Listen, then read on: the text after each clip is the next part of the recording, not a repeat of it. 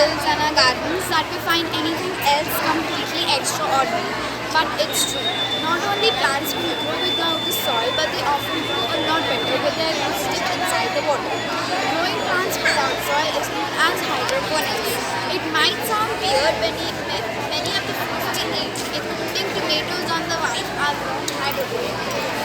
Radishes have been grown hydroponically at NASA's Kennedy Space Center.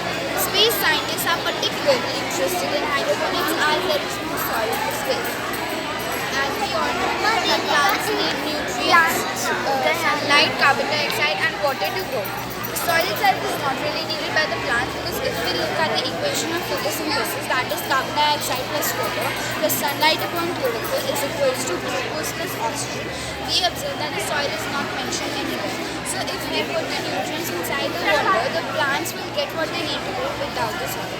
Here you can see that I have taken the PVC pipe and cut 3-inch holes in this. We have put the hydroponic cups and plants such as coriander, lettuce, marigold and hibiscus have grown. As you can see that I have put hydroponic cups and the plants have grown. You can see that the roots of the plants are dipped inside the water. I have also put nutrients such as potassium, calcium and nitrogen. The plants also need oxygen pumped water for 4 to 5 hours. Although the benefits of hydroponics have often been questioned, there seems to be many advantages in hydroponics. Hydroponic growers have found that they get yields much times later when they switch from the conventional methods.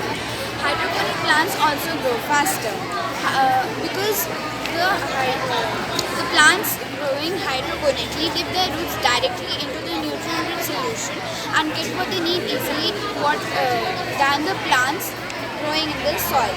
Hydroponic plants also grow faster.